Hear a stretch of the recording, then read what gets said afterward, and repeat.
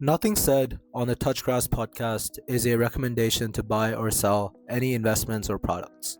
This podcast is for informational purposes only, and the views expressed by anyone on the show are solely their opinions only, not financial advice or necessarily the views of the Touchgrass podcast.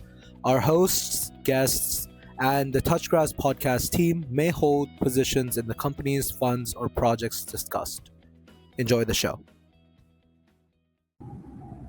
GM everyone, welcome back to another episode of Touchgrass Podcast. I've been enjoying our trader series a lot, and today I have one of my favorite accounts on CT, PM or Hyperbulla. We've been having traders on the board recently, and everyone, they either don't care about perp DEXs, they don't care about a certain areas of trading, and they just focus on one thing. Hyperbulla is very curious story and someone I found very interesting as well. He has a very different strategy because he runs his own vaults on Hyperliquid and other DEXs. He trades TradFi as well, and pretty unique story after meeting him. And we had our back and forths on Twitter and in DMs as well. But yeah, finally have him on the show. Welcome to the show, sir. How are you? I'm good. Thank you. Thank you for having me here. It's the first time I've been on a podcast, like being on the interview side. So yeah, very excited to share my experiences, share my thoughts. So yeah, let's go for it. Awesome. Yeah, before we get started, for our audience, could you kind of give a quick intro about yourself? How did you get into trading? Were you always like, do you have a TradFi background and then get into crypto? What's like the your background before crypto and after it? Yeah. Sure. So like I did know about like Bitcoin long before I got into the markets. But like I went for my masters in London at the London School of Economics, and that is when I deeply got into the crypto space. Was working with a few folks here and there with a few funds, and also like my friends were mostly interested in crypto trading Bitcoin mostly. That is what everyone was doing back then, trading on BitMEX. So like I actually did my first Bitcoin trade on BitMEX and made some money, and that is how I realized that this is something where you can make money, and that is how I started with trading crypto. And once I found out what Bitcoin is about, blockchain in general, I decided this is something that I want to continue working in, and I've been in this space since 2019. Yeah. And like, when did you kind of start taking it more seriously and it became like a full-time thing? And uh, what were like your past experiences? Because you've been in since 2019, you have seen like the very biggest of cycles and biggest of busts as well. You saw the 2021 cycle, which was kind of mad crazy, and then you're seeing this past one. But yeah, just talk about how were you trading last two cycles, and how is this one different, and when was like the big transition phase for you? Sure, sure. I'd say like back in 2019, like the only thing that people knew about like in the space was blockchain, and there was very little, and Bitcoin of course. So like there was very little information or knowledge of DeFi. So like back in the days when people wanted DAI, for example, we had to buy some DAI, and there was this confusion: where do we buy DAI from? And again, like Uniswap was the answer, but people didn't know how to like swap on Uniswap, for example. But COVID happened, Bitcoin crashed, and we all went back home, we were figuring things out online, and that is when like DeFi boomed. So like our way, Uniswap, everything is back in the days, and it was new to many people. Like we knew it back and forth, but yeah, in and out. So I think we've come a long way since then, and I think COVID was the time when a lot of creativity and experiments in the space happened. And I think I think that time can never come back. Luna, be it Luna, no matter, like again, there were booms and busts, but there were a lot of learnings in different ways. And I've seen different parts of the cycle, be it DeFi or be it like NFTs, for example. And right now we're in the perp dex prediction market cycle, so it's interesting, going through different metas. Like meme coin was one of them last cycle, not last cycle, but like last year. So it's been interesting all this while. And I think like this perp dex thing is gonna go on for a very long time. And despite prediction markets coming in and prediction markets also starting with perps, Yeah. I think Hyperliquid or the other perp dexes still have an edge because they already have a user base. And I think the cult or the loyalty towards them is not gonna shift anytime soon. 100%. I think you traded on BitMEX and other centralized exchanges, and when you see something like Hyperliquid and the cult that forms, I mean, people think a lot of these sexes are predatory, but when that muscle memory of a cult forming, I think OGs and people who've been here for a while can identify that very early on. Were you early to Hyperliquid as well? And I know that you've been trading for a while on the platform and you run your own vault. We'll talk about that in a bit. But what's your like first early experience with Hyperliquid as you've been trading on different sexes in the past? Sure. So like I think like the reason why I wanted to trade on Hyperliquid was because I didn't want to use any exchange where I had to submit my KYC. So that is one of the biggest reasons why I moved to a perpetual DEX, where I could just connect my wallet, deposit some funds, and start trading. And this was for one of the tokens which I was very bearish on, and I wanted to short a token. And like before that, I've always been trading on like the top centralized exchanges, but yeah, Hyperliquid was one of the platforms that I decided to short a token, made some money, and I liked the experience of trading so quickly. Like the it was just centralized exchange type experience, and that is why I stuck to Hyperliquid. And when it comes to me setting up a vault, I think that was just out of an experiment that I wanted to do. So like I was exploring, going through Hyperliquid, what the features were, what people could do. Came across the vault setup, and I was like, might as well just try it, deposit some funds, and I just like start trading with my own money. If people deposit, well and good. Otherwise, like it's still my money and making money publicly. So that was my idea and my thought process of starting with a vault back then. Yeah. And were you like farming in the early days, or you just picked up in the last year or so, or were you also farming in like let's say 2023 and late 2024? And were you early to that, or you just picked up when it kind of No, no, I just picked it up very naturally, very organically, and like I've not been like a crazy airdrop farmer, like like in the last 5 years. I haven't even considered farming many of the projects. I feel like it's a waste of time. Like of course, like if you're using a product and if they reward you with the airdrop, well and good. But like spending or wasting time like airdrop farming, it's not my cup of tea. yeah? But yeah, I So think yeah, the yeah, hyperliquid guys would have probably the different opinion where they just got rewarded the biggest bag. Of course, if you properly managed it. But I still think that farming the right protocols can be like the biggest jumpstart for your journey in the yeah, space. Like for yeah, example, definitely. I for just example, add to that, like for Hyperliquid, for example, I was just trading on it, like making money, making my profits, but at the same time, I got rewarded with around $80,000 worth of the token. So it was not that bad an amount. It was very good, in fact, and like I made money, and it was a bonus, and that is why, like I stuck to it because that is how they built, like more loyal customers. Like we are rewarding you with what you're so doing. you were using it during the early time, right? You got a big bag Yeah, yeah, during the but that is also because I was trading volume and trading size. yeah, of course.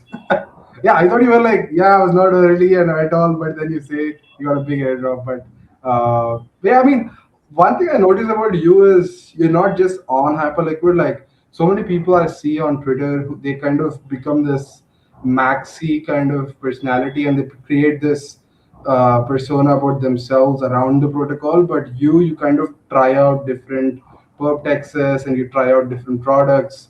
Is that like just out of curiosity, or are you trying to just see if it's actually better while still trading on your main venues? Like I've seen you trade on, I think it was Hero or something, or some other new kind of FOMO type perptex where you can Yeah, see legend.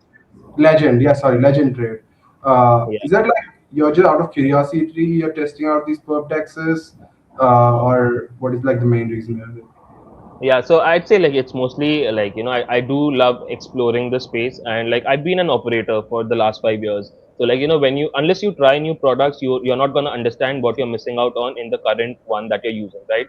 And also as like your product guy or whatever, or someone into marketing, you wanna know what could be fixed, what like what like I keep like I have personal chats with all the products, right? So what I do is like when I use that product, I prefer like reaching out to them, sending them messages, what I like, what I dislike, and how they could improve my experience. And if they can work towards it, then like, and again, like I love Hyperliquid, but of course there are a few ups and downs on Hyperliquid that I do get at like on other platforms. For example, the reason why I started using Lighter was because it was zero fee, right?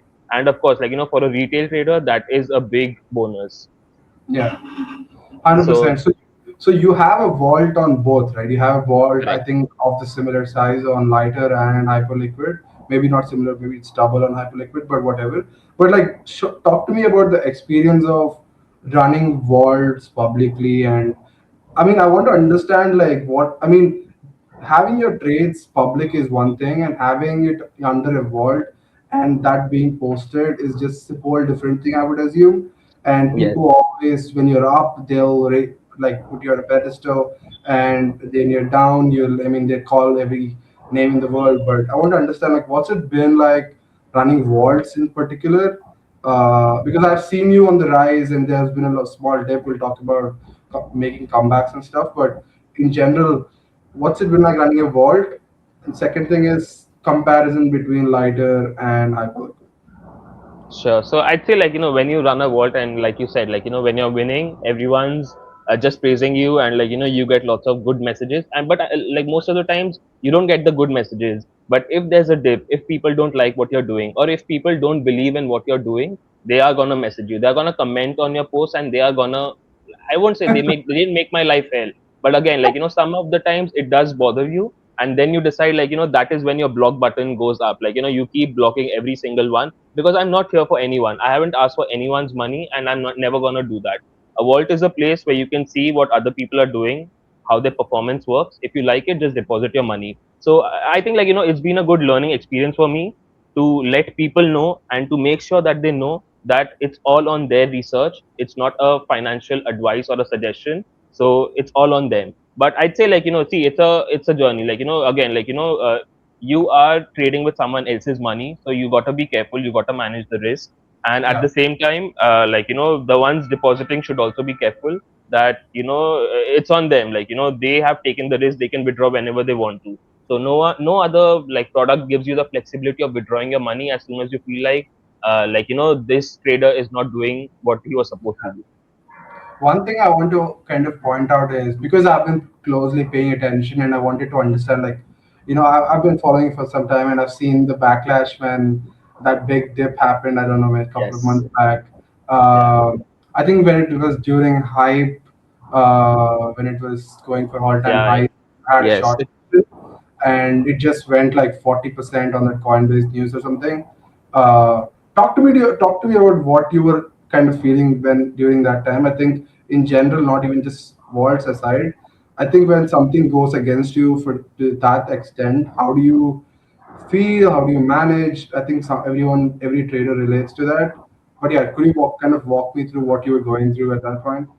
Sure, sure. So, like, I did make money on the Coinbase announcement, and post that is when I started my short. Because, like, Yeah. every time, like, such big news come up, the token price pumps, and at the same time, like, we are still in a bear market. It's not a bull market. So, like, a token rising so much would lead to a little bit of a dip.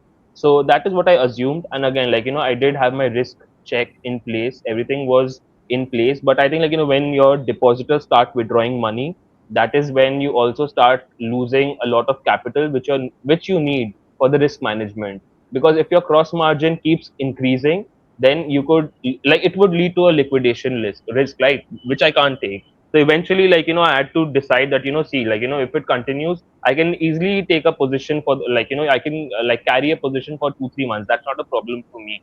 But like if the depositors lose trust and they keep withdrawing money, that is when there's a liquidation risk which I didn't want to take, and that is why I closed my position. And again, like, sometimes what happens is, like, you believe in something, and it's gonna be a right thing. Like, it will probably be right 6 months down the line and not today. But do you have enough capital to support your conviction or no? That is more important. Yeah.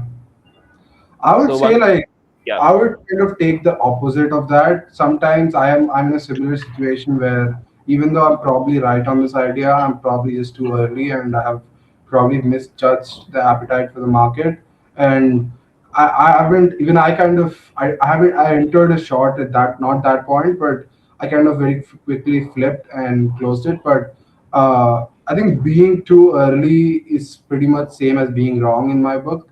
Do you Hmm. kind of agree with that, or are you always like, I have an idea, and when it still goes negative, do you double down? And how do you kind of manage those positions when the market is just saying one thing but you believe in the other?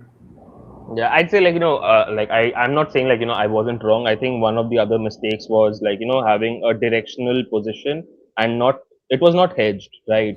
So had the short been hedged with something else, like I wouldn't have Correct. really been worried. And that was one of my biggest, not biggest, but like that was one of my biggest directional bets in a very long time. Like for a token which has been doing very well for the last 1 year or so. So like that was my mistake. And like when you've got so many variables in the market that you can't control, like depositors withdrawing money, and like there can be multiple news, or like there could be another Iran US like war, or anything would happen. So like there's multiple variables.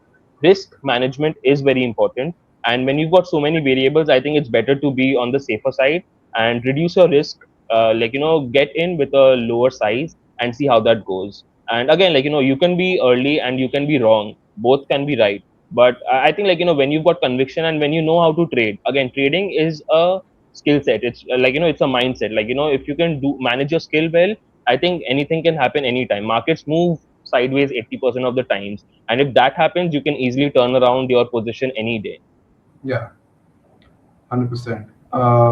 Like one another thing that people miss, and I think even I kind of miss the DAX in play. You just see a different kind of flows, and it kind of gets you get caught off guard because most of traders, like for example, when Bitcoin, like Sailor was buying, like when during the bull market, it was just blasting every time.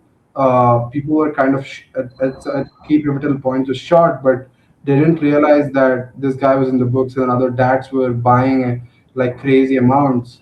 And the same thing kind of was with the hype where this one DAT, they were finally had this big cash reserve and they finally was just Right. going to allow at every kind of major point where you would feel that this thing is going to 40s, but it won't because the DAT was just buying 100 like on that dip to I think 40, 56 or something, like recently I felt we could go below 50 but we didn't because the DAT was buying around 100 million or something.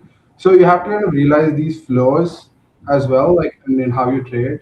And but yeah, any other thoughts on the comparison, like what's it been on Lighter, what's it been like on Hyperliquid? Yeah, sure. Like I would just say one thing to that DAT, for example, right? Like the DAT buying pressure. So like if you go on Hyperscan on the dashboard, there's this thing called the like the buy pressure on hype. So now the thing is like when everyone starts following one metric or like Yeah, one yeah, particular number, it can be gamified very easily, because yeah. when people are talking about the 24 hours of buy pressure and if it's in millions of dollars, the thing is it's happening every hour, and Yeah, you can just like you can just cancel your position, cancel your buy order whenever you want to. So if that is the case, like people enter their longs and that is when they get trapped. So I would just say like whenever you're entering a position, or when you think of entering a position, there should be multiple reasons why you're entering it. And I think like one of the best things that I discovered in the last 2 years, I haven't discovered, but like one of the best things I've been following is hedging my positions whenever possible. Believe in something, that is the narrative, go for it, but also hedge it, because you never know what's gonna happen next. yeah. And on the buying credit side, like I think this has been pretty clear over the last 3 or 4 months, where you see, this 40 million buy pressure or something, and when people will be like, it's at like I think it was at 74 or something, 75, and everyone was tweeting, "Oh my God, we're gonna go to 80," and the Yeah, buy pressure was 40 million, and I felt I didn't short it, but I felt this is too much of an easy thing yeah, where too big to be true. too good to Too be good to be true. true. Yeah, Yes. and it felt like a trap, and that was the top, and we kind of retraced 20-30%. So that's those kind of metrics, and like same thing with Sailor flows, right? Like for Mhm. months, people were like just long on Monday and then just short on the Monday high, and then just slow bleed to till Thursday or something, and then exit your position and short. reads it during the weekend. That playbook worked for months in the last 6 months. Like same thing every day, every week, same thing was happening. But I don't think it's happening like that anymore. So these Yeah, things, they'll break. That one edge you have, it may work for a couple months, 6 months, but at some point that's gonna break. I agree. I agree with that. And I think Lighter has been a good competition for Hyperliquid. Of course, there's other perp DEXs. So yeah, it's interesting because I trade on vaults mostly. So when I want to trade real world assets, for example, Yeah, what I do is I trade on Lighter because like on Hyperliquid you can't trade real world assets on the vault. So yeah. interesting. Also, I've seen that the fee to open a vault on Hyperliquid right now is $10,000, which is crazy. Do you think that they're just gonna deprecate that and just completely eliminate vaults? Is that like their focus? I think that could be one of the reasons that they've done this. That people, or maybe another thing is making sure that not everyone opens the vault because I think it's very easy to gamify full people or full retail. We've set up a vault, now come deposit money in this vault and we'll make you this much money. And I think with all the scams happening on Twitter, on Telegram, it's very easy to dupe retail. When you've got like $10,000 worth of risk for any scammer, they would think twice before taking Yeah. that kind of risk. But again, this could be because Hyperliquid wants to deprecate that product, despite it being one of the one of the leading vault creators in the industry among other perp dexes also. I think it's like a great feature, and then I think they should lower that amount because there are so many people, let's say, with 1,000, 2,000 bucks who can start something and attract capital and build their way up. I think those things are possible, but I can see how it can be gamed as well because as it gets more and more adoption, there'll be probably people who don't have the skill, but they'll track the money and do the wrong thing. So, and that will be put on the person on the platform, not the person, probably. So I get where you're coming from.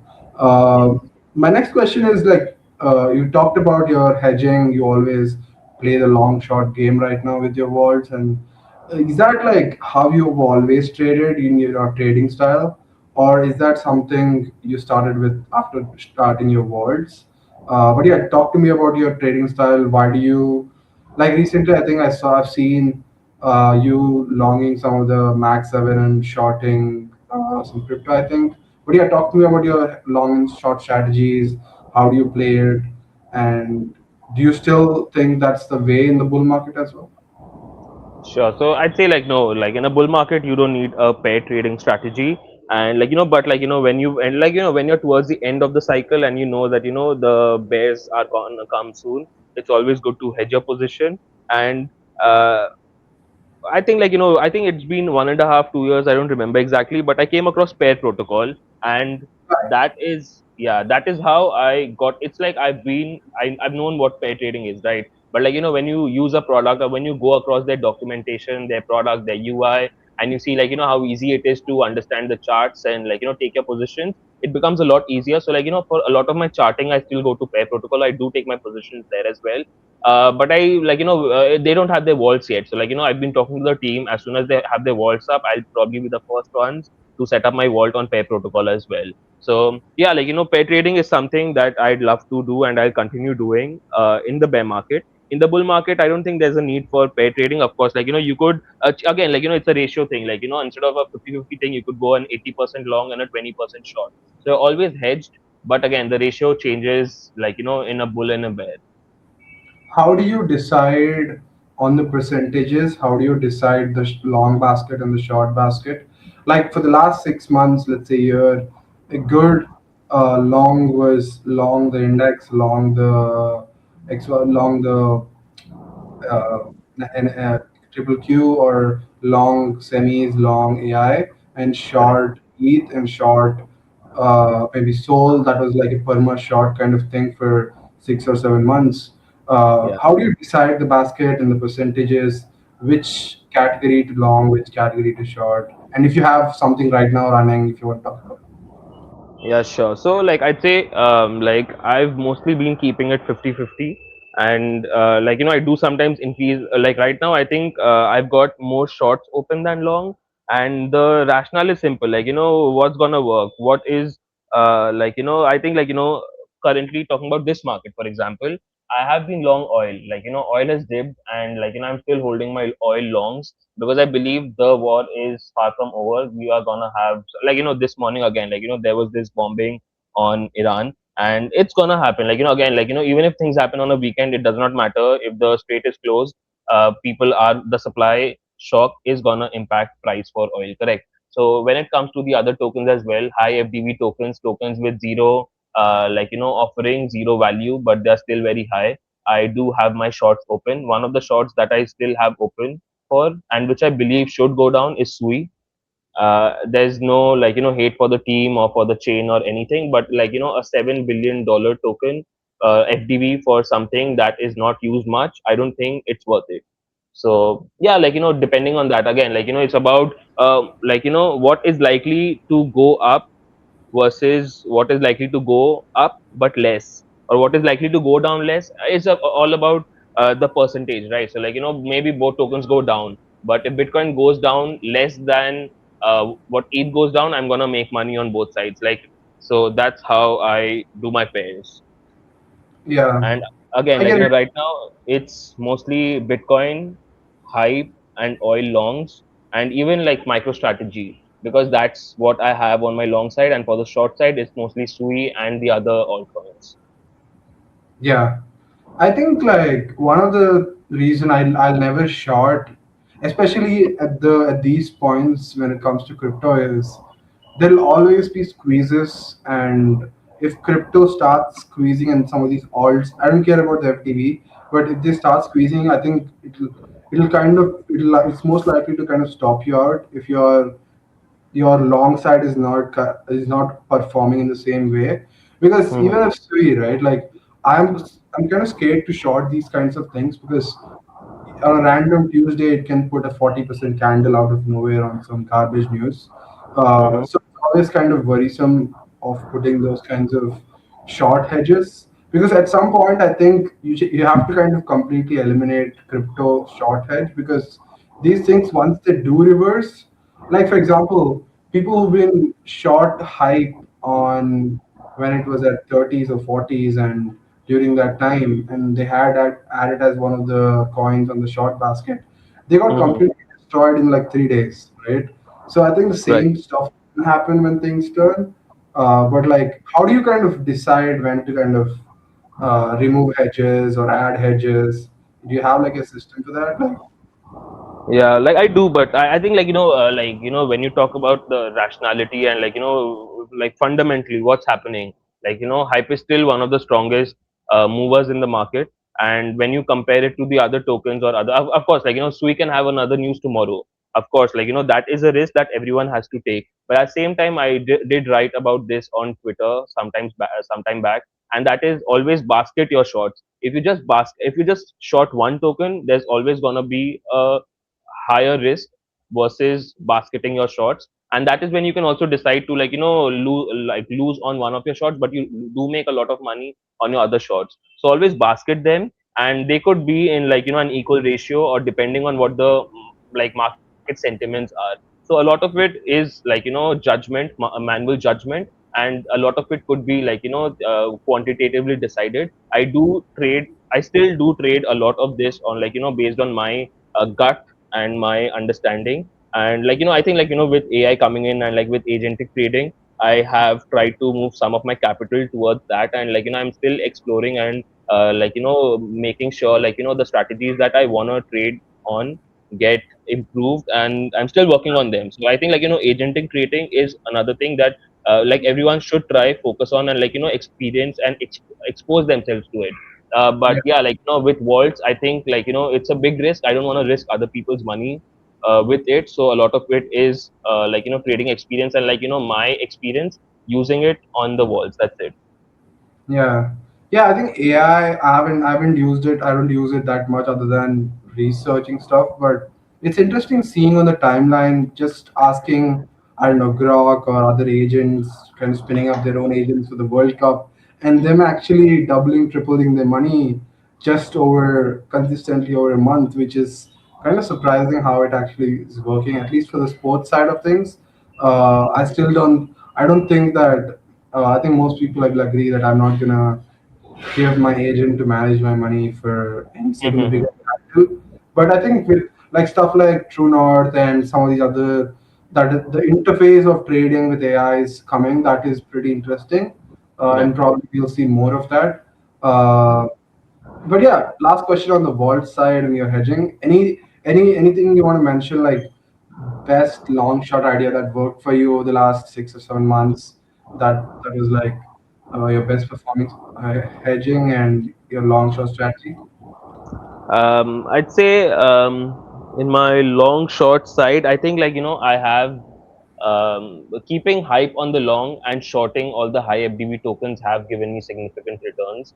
Again, I don't remember which ones exactly because there's been so many shorts and so many trades that I've Yeah, done. So yeah, but in general, the hype and the short basket that I've been trading. So yeah, that's about it. But again, I think sometimes again, you have to believe in something and you have to go for it. The last year has been the cycle for commodities or the year of the commodity cycle, right? So when you know something is happening and there is a reason for it happening and there's everyone moving towards it, I think you can take bigger bets. And that is when I took really big bets on a lot of these commodities. And I yeah, think most of my money in the last 2 years have been through gold and silver. yeah, 100%. I think that gold 3,000 to 5,000 run was insane, and silver as well. But I think they are like pretty much. I don't know. I think. I mean, I want to believe in the gold back to all-time highs, but I'm more of the possibility feeling it's probably going to be another long, slow sideways stuff. Uh, but yeah, I want to ask regarding hype. We talked a lot about vaults, your experience on different Yes. perp DEXs, but I want to talk about the recent weakness we've been seeing. Mm-hmm. Uh, it went to 75 and it kind of went to 56 and then back up. Been like slow sideways action, but and while Bitcoin kind of nuked to 58, and then we've had this decent 10% bounce that's not so convincing. Mm-hmm. And then the Robinhood news has come out. They have had this chain. They're doing some partnership with Lighter, and they're going to have their own order book, and that's a weird partnership, but they're doing something on that side, and they'll have their own perp stuff going out. Right. And I have this thesis, but I want to get your thoughts first. What do you think about more perps competition? How does that impact hyperliquid, long term or short term? Anything in your conviction of hyperliquid change with more and more competition coming out, especially Sure. legit competition, not just another perp? Right. Yes. So I'll say sometimes what that's what how I see a lot of these price actions is whenever a price action happens, people associate a news to it. So when you see hype going down, that is when you think, oh, maybe it's because of the Robinhood announcement that happened, or maybe oh, this could happen because of variational or something like that. But again, the price action is independent of it.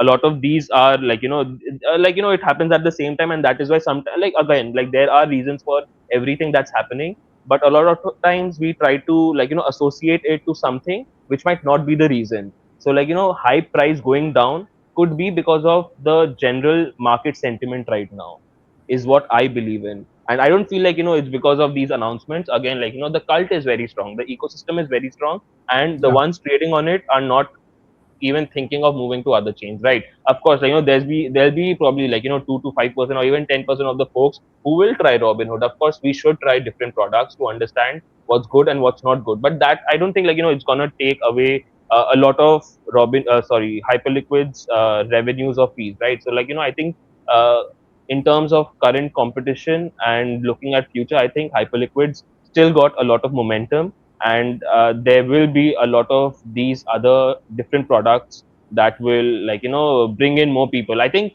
one thing that Hyperliquid should focus on, or maybe double down on, is mobile access, letting people trade through a mobile app, and also at the same time getting onboarding users easily, on ramps and off ramps. If that happens, I think reaching out, or getting on retail traders on your platform will increase significantly. So right now, I think it's still kindly slightly focused on the crypto side. So anyone who uses crypto can easily use Hyperliquid. But how do you get retail on board or someone who is non-crypto? It's slightly tough.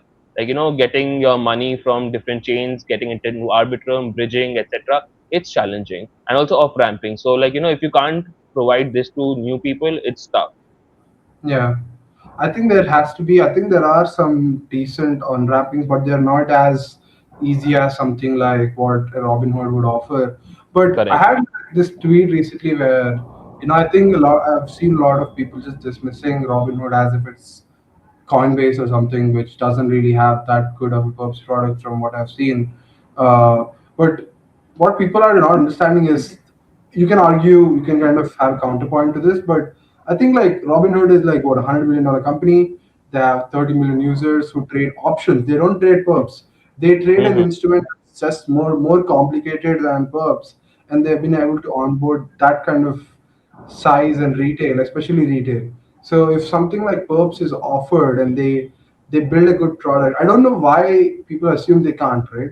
Like I don't get this notion that why something, a company with, yes, we have seen Coinbase, they couldn't do it, and to a certain extent some other DEXs, some other centralized exchanges, they couldn't do the on-chain stuff. But I think that Robinhood is a little different with how they operate and the culture fit they have.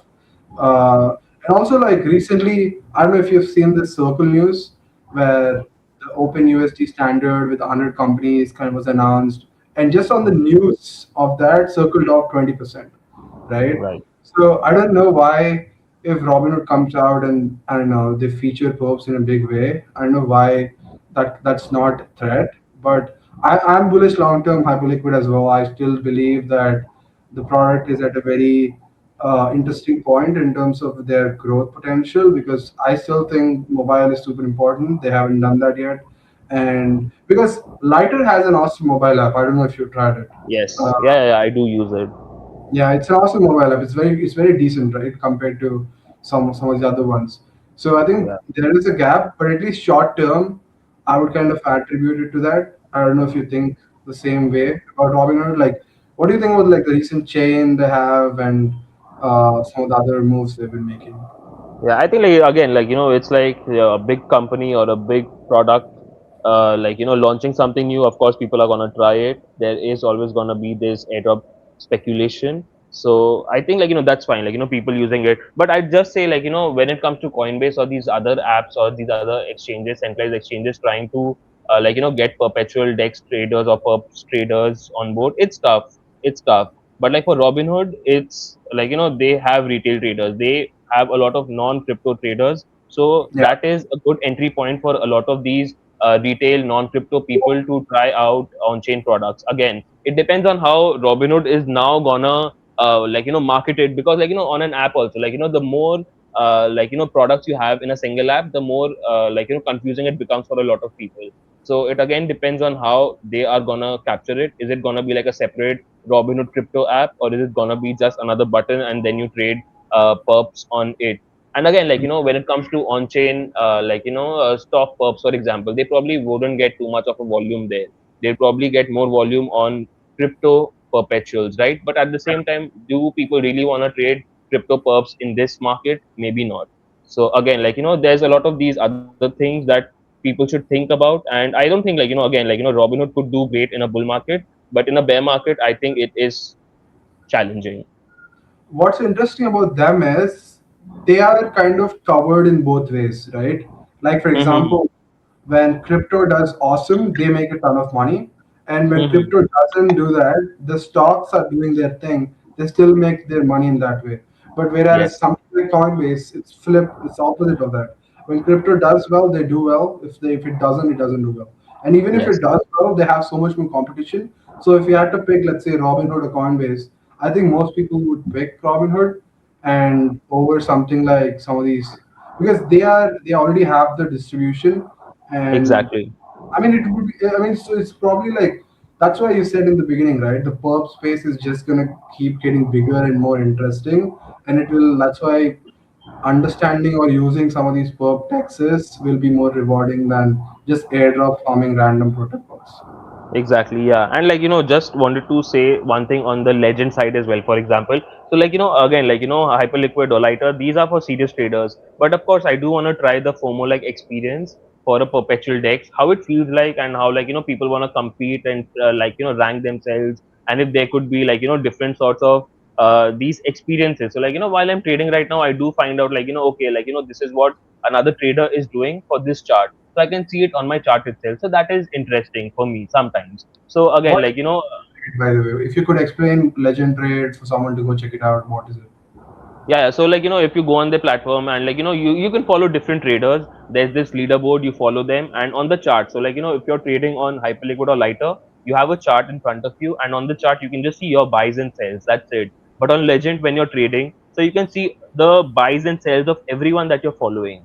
So like this is who you're following, and this is their entry point. Now, if you are convicted or if you believe in their trading strategy, you can just follow or copy trade them, and like when they've exited and things like that. So it's like a FOMO like platform, again very user friendly. But again, I would say like don't push too much capital right now. Always try the product first and then put in more capital if you believe in it. Yeah, it's like being in the Discord call with your homies and trading in the same chart. Exactly. And like another good feature on their product is like you can chat with the traders on the UI itself, which is not there on any of the other pub dexes. Yeah, I kind of like the experimentation we are doing with UIs in crypto, like Mm-hmm. the euphorias, how it's more like slots, with the FOMOs or for meme coins, and with perps. Obviously, I haven't used Legend, but I've seen it on Twitter and Mm-hmm. how people, the competitions and all of that. It's super interesting how the front ends are getting so much more creative. But question for you: do you think like with Hip 3, where anyone can like Phantom has seen good traction, FOMO is doing fine. Yeah. Do you think front end at some point will do more volume than the main Hyperliquid? You think like right now it's doing I don't know so many billions, and all these Hip 3 front ends are not, maybe they're pulling decent revenue, but they Mm-hmm. have the highest chance of onboarding like a mass adoption kind of thing happening at some points. Do you see that thing kind of flipping, like let's say Phantom or FOMO? I don't think so, but something like Phantom, where they just have so much of distribution where the front Yeah. has attracts more volume. Yeah, I think that could be the case, but we need a Web 2 partner for it. A Web Yeah. 3 partner can't pull volume that Hyperliquid does. So, like, a Robinhood integrating with, builder codes, for example, again, like, they've gone forward with Lighter. And, but any other Web 2 big, IB, for example, like, you're trading stocks there. Now, if you introduce HIP3 there, like, builder codes, and people can trade perps even during a weekend, that is a kicker for many people, because someone who is addicted to trading or someone who enjoys trading, they would want to trade on a weekend as well. And with Hyperliquid integration, this is possible. So yeah, I think like only Web 2 partners can probably pull volumes larger than the Hyperliquid main front end right now. But other than that, I think it's challenging for a Web 3 partner. Awesome. Awesome, PM. We've talked about a lot about your journey and worlds, but one thing that we usually do at the end of the show is something that's actionable for new traders and advice from someone who's been trading for so long time. If you had to give advice to someone just starting, what would be your number one advice, and anything that you want to kind of point them towards in terms of being more systematic, being more consistent? uh, yeah. What's your number one advice? Sure. I'd say like, don't go for multiple different strategies, because a lot of times what happens is like, let's try five different strategies, one will work and that's it. But that is the wrong way to go about it, in my opinion. And a lot of people, what they do is they trade multiple tokens. We should not focus on one chart or two charts max. Realize if it's worth your time and effort, double down on it, learn everything, and keep trading it. Once you've understood how to trade a particular market, you can just go forward with it. Why I trade different markets right now is because the price action is different sometimes for different sorts of assets. Like, for example, commodities are very different from crypto and they are very different from stocks. So that is when I trade different markets. But otherwise, if you're just trading crypto, for example, you can just stick to one or two assets, maybe hype and sui, like, just low, long, and short, the way you want to do it. And when it comes to strategies, again, like some people just like directional positions, others hedge it, and some people wait for shorting it other than longing it. I would just advise for any new trader, never short a token. That is the worst way to lose money. Always think about longing it. and that is how most of the times you can make money. Again, like in a bear market, it's a bad strategy, just longing anything. But in a bull market in general, you should always consider longing instead of shorting. Yeah, yeah. I think less is more is probably the Yes. takeaway from that. Yeah, and Uh, I would just say one more thing. So, like, it's always like, when you're buying something, maybe you buy something at $10, or maybe like, hype at $50, for example, and everyone on crypto Twitter is like, oh, it's gonna go to $100 and we're gonna double our money. But never go for the big wins. Always go for the, like, the confirmed or the short bets, make yeah, money, and that is the money in your bank account, right? Don't go for the big bets or the 100% gains. The small wins consistently make a bigger pie. And always remember and always try to cut down on losses when they try to eat into your profits. That is very important. yeah, 100%. Final question, something that I usually ask and personally I want to learn as well. What's your big contrarian idea or big trend or big trade idea that you have in your mind, haven't executed, or you're kind of paying attention to over the next year? Like obviously everyone's like there are consensus stuff, prediction markets, perp taxes, bet on hype, bet on lighter, whatever. But any trend or anything in terms of a thesis you're building right now that is maybe bigger time horizon. Like for some people, it is peptides can be a trend, or some people it can be RWA tokenization or something, an idea that they want to bet on. Anything that you would kind of direct our audience to that they should also kind of pay attention to that you're kind of building a thesis right now. Right. I'd say like, like the commodity cycle has been interesting, but I don't think it's over yet. And like, people should continue to pay attention to how gold, silver, and oil move and how they're going to move in the coming months. I think it's still 1 year of good market. With again, like, there will be a lot of volatility. And for someone like me, I enjoy volatility. So, like, Yeah, if you can double down on it, I think don't focus on too much, just gold, silver, and oil. I think that will do good. And when it comes to like the tech side, I think like, I'm very like, I'm getting into robotics. I'm enjoying how this market is growing. But yeah, again, I think I need to do a lot more reading before I like, pick my horses. So yeah. yeah, that's about it. So you're saying that the oil headline terrorism is not going to stop anytime soon, or the AI supply chain issues is not going to stop anytime soon. Yeah, it's not. And yeah, like, we are in a bear market, but there will be a lot of volatility. Again, like for a trader, it shouldn't matter if you are in a Yeah, bear or a bull. As long as there's volatility, there is money to be made. 100%. Awesome. This has been great, PM. Love following your journey on Twitter, and maybe we can do this a quarterly thing, updating the best long or short strategies, and maybe in October we can pick this up again For sure. when quote unquote the 4 year cycle begins. Yes, yes. But yeah, thank you so much, sir. This has been a pleasure.